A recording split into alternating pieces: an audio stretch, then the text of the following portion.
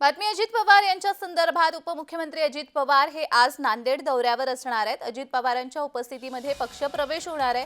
माजी खासदार भास्करराव खतगावकर हे प्रवेश करणार आहेत। विनल खतगावकर, ओमप्रकाश पोकर्णा हे देखील राष्ट्रवादीमध्ये जाणार आहेत। या संदर्भात अधिक माहिती देण्यासाठी आमचे प्रतिनिधी प्रवीण खंदारे आपल्या सोबत जोडले गेलेले आहेत। प्रवीण, आज अजित पवार नांदेड दौऱ्यावरती आहेत, काही पक्षप्रवेश आज होणार आहेत, अधिकचा तपशील।